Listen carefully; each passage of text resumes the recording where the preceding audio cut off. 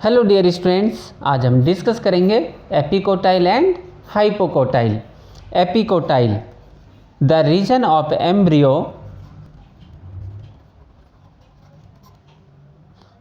और seedling stem above the cotyledon. जैसा कि नाम से ही पता है कि एपी होता है अबव, और ये रीजन कहाँ पर होगा? अबव कोटिलिडोन। इसी तरह से हाइपोकोटाइल, तो ये रीजन होता है बिलो कोटिलिडोन। और ये दोनों ही टर्म आपस में कोरिलेटेड है एपीजियल एंड हाइपोजियल जर्मिनेशन से। तो शुरुआत करते हैं आज का topic epicotyl and hypocotyl.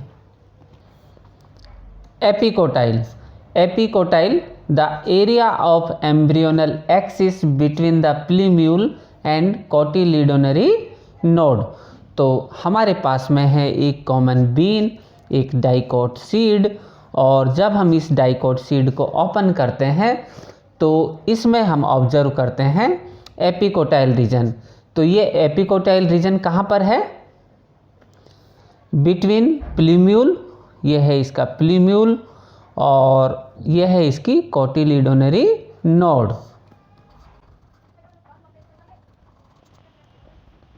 Hypocotyl, the area of embryonal axis between the radicle. तो हमारे पास में ये वाला पार्ट, ये है रेडिकल जो प्रोड्यूस करता है रूट को, और प्लूम्यूल ये प्रोड्यूस करता है शूट रीजन। तो इसके बीच के रीजन को कहा जाता है हाइपोकोटाइल रीजन। तो अब सवाल आता है कि एपीजियल और हाइपोजियल जर्मिनेशन दोनों आपस में क्यों एक दूसरे से रिलेटेड हैं। तो पहले बात करते हैं एपिकोटाइल की। तो एपिकोटाइल में हमने डिस्कस किया था कि एम्ब्रियोनल एक्सिस है, और ये किसके बीच प्रेजेंट है? प्लूम्यूल एंड कोटिलिडोनरी नोड के बीच में। तो आप डायग्राम में देख सकते हैं कि यहाँ पर क्या है? ये प्लूम्यूल, तो ये होता है इलोंगेट।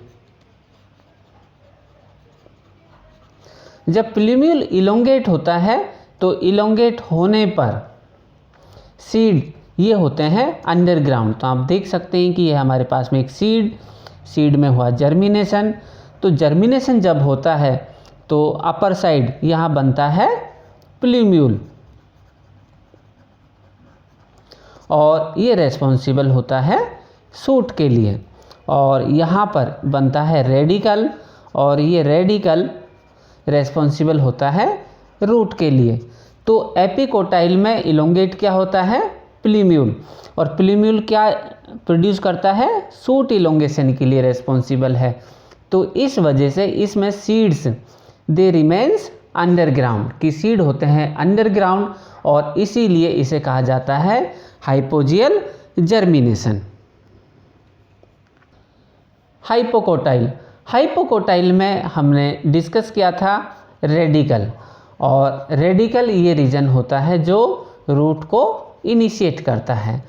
हाइपोकोटाइल टर्म ये रिलेटेड है एपीजियल जर्मिनेशन से। इसमें रेडिकल ये होता है इलोंगेट, और रेडिकल जब इलोंगेट होता है तो ये पुश करता है सीड को आउट ऑफ द सॉइल। तो आप देख सकते हैं एपीजियल जर्मिनेशन में ये सीड है, और जब सीड का जर्मिनेशन होता है तो इसका हाइपोकोटाइल रीजन, कौन सा रीजन? हाइपोकोटाइल, किसके लिए रेस्पॉन्सिबल है? रूट के लिए। ये होता है इलोंगेट, और इलोंगेट होने पर ये सीड को करता है पुश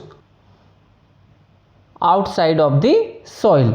तो यहाँ पर जब ये सीड पुश होता है तो ये सॉइल के बाहर आता है, और बाहर आने पर ये जो कोटिलिडोन है ये बनती है first leaves of the plant. So in epigeal germination, seed germination आकर ऑन अबव और क्लोज टू द ग्राउंड। तो एपीजियल जर्मिनेशन में सीड ये जर्मिनेट होते हैं या तो सॉइल के अबव या फिर क्लोज टू ग्राउंड में। तो ये दोनों ही टर्म आपस में एक दूसरे से कोरिलेटेड है। एपिकोटाइल ये लीड करता है हाइपोजियल जर्मिनेशन और हाइपोकोटाइल ये लीड करता है एपिजियल जर्मिनेशन। और एपिकोटाइल इसमें प्लीम्यूल का इलोंगेशन होगा, इस वजह से जर्मिनेशन होता है हाइपोजियल। और हाइपोकोटाइल इसमें इलोंगेट होता है रेडिकल और जर्मिनेशन होता है epigeal germination. It means seed come out above the soil और आउटसाइड द सॉइल। तो लर्नर्स, आपको हमारा वीडियो कैसा लगा अपने विचार कमेंट सेक्शन में ज़रूर दीजिएगा। इसी के साथ thanks for watching. Please like share and subscribe our channel biology academy. Thank you.